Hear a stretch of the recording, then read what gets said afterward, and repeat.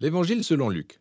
Dans la première vidéo, nous avons étudié les portraits de Jean-Baptiste et de Jésus dressés par Luc comme l'accomplissement de l'histoire d'Israël et des promesses de Dieu telles que relatées dans les Écritures de l'Ancien Testament. Ensuite, nous avons vu Jésus lancer sa mission et apporter la bonne nouvelle du royaume de Dieu aux pauvres d'Israël, aux personnes de faible statut social ainsi qu'aux exclus. Et Jésus a aussi relevé que son royaume est inversé et qu'il bouleverse toutes nos valeurs sociales communes. Cette section s'est achevée sur Luc, montrant que Jésus était un nouveau Moïse sur le point de provoquer un nouvel exode par sa mort à Jérusalem.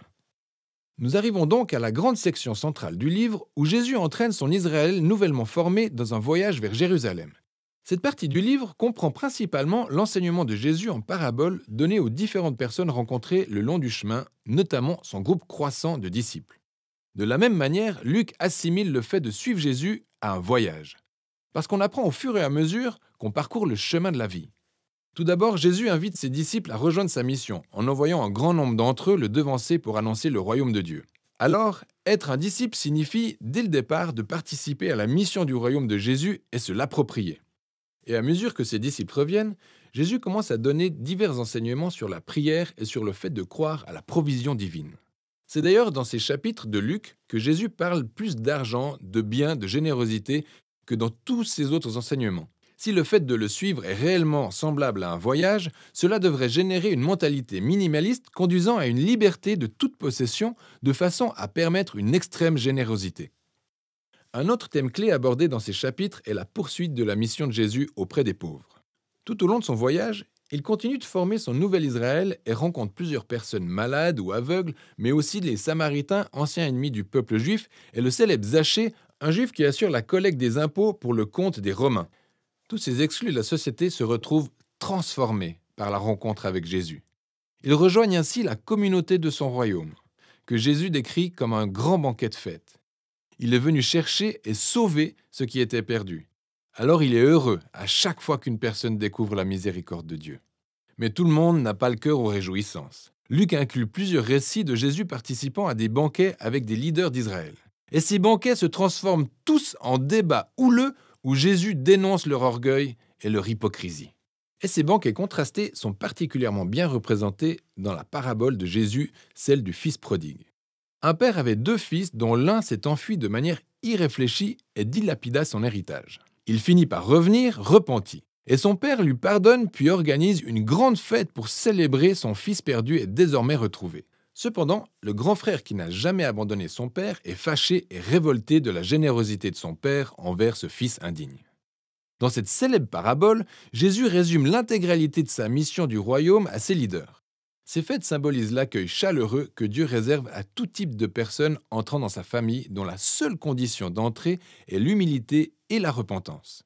Cette histoire met en lumière l'erreur monumentale des leaders d'Israël qui rejettent Jésus et sa communauté du royaume inversé. Et cette résistance à Jésus continue de s'intensifier. Et Jésus finit par arriver à Jérusalem pour la Pâque. Alors il s'approche de la ville et il se met à pleurer. Ses disciples voient en lui le roi messianique, alors que les leaders d'Israël le désavouent. Et il sait que le rejet de son royaume de paix engagera Israël sur la voie de la résistance et de la rébellion contre l'Empire romain, ce qui provoquera la chute de la nation. Et c'est cette destruction de Jérusalem que Jésus illustre symboliquement quand il fait irruption dans le temple, chasse les vendeurs d'animaux et met un terme au rituel des sacrifices.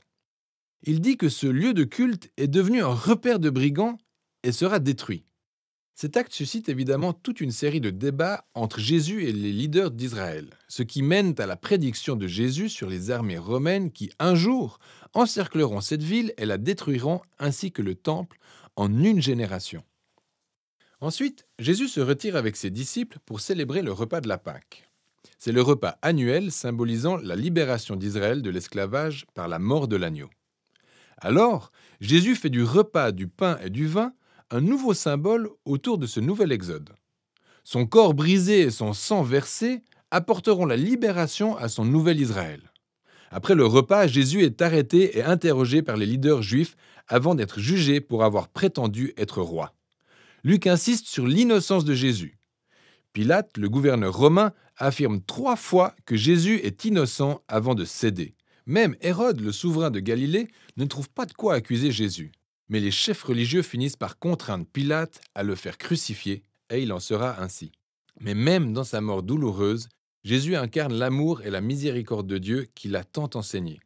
Alors que les soldats le crucifient, il leur offre le pardon de Dieu. Puis, lorsque l'un des criminels exécutés aux côtés de Jésus réalise qui il est réellement, il dit « Quand tu seras au royaume des cieux, souviens-toi de moi !» Les derniers mots de Jésus sont une lueur d'espoir à un criminel humilié. « Aujourd'hui, tu seras avec moi au paradis !» C'est après ce dernier acte de générosité et de bonté que Jésus meurt. Son corps est placé dans une tombe. Et le premier jour de la semaine, certains des disciples de Jésus se rendent à la tombe, mais celle-ci est vide. Deux figures angéliques sont présentes et leur disent que Jésus est vivant et qu'il est ressuscité d'entre les morts. Ils quittent alors les lieux en état de choc. Et c'est à ce moment-là que Luc raconte l'une de ses plus belles histoires. Deux disciples de Jésus quittent Jérusalem pour se rendre dans un village du nom d'Emmaüs. Ils ont le cœur brisé par la mort de Jésus. Et puis, soudain, Jésus se trouve là, marchant à leur côté. Mais ils ne le reconnaissent pas. Jésus leur demande pourquoi ils sont si tristes, et ils racontent à quel point ils espéraient que Jésus soit celui qui aurait délivré Israël, mais il est mort à présent. Tout ça n'aura servi à rien. Ensuite, alors que Jésus partage un repas avec eux, il rompt le pain pour eux, comme il l'a fait pendant le repas de la Pâque. Et c'est à ce moment-là qu'ils le reconnaissent. Puis, il disparaît. Luc raconte cette histoire pour souligner un aspect clé sur le fait de suivre Jésus. Lorsque les disciples de Jésus imposent leur plan et leur vision de la réalité à Jésus, ce dernier leur est invisible et inconnu. C'est seulement lorsque nous nous soumettons au royaume inversé de Jésus, incarné par son corps brisé sur la croix, offert en amour par le don de soi, c'est seulement là que nous voyons et connaissons le véritable Jésus. La scène finale du livre se déroule autour d'un autre repas. Lorsque Jésus apparaît à ses disciples, il leur explique à partir des Écritures de l'Ancien Testament que tout faisait partie du plan de Dieu, que le Messie allait devenir roi d'Israël en souffrant et en mourant pour leurs péchés et triompher du mal par sa résurrection. Et tout comme l'a promis le prophète Siméon au chapitre 2, le royaume de Jésus s'étendra au-delà d'Israël. Alors le pardon de Dieu peut être annoncé aux nations, et tout le monde est invité à suivre Jésus. Mais Jésus dit à ses disciples d'attendre, à Jérusalem, la venue de l'Esprit pour les équiper à accomplir cette nouvelle mission. L'histoire continue évidemment dans le deuxième volume de Luc, le livre des Actes. Mais pour l'instant, c'est tout pour l'Évangile selon Luc.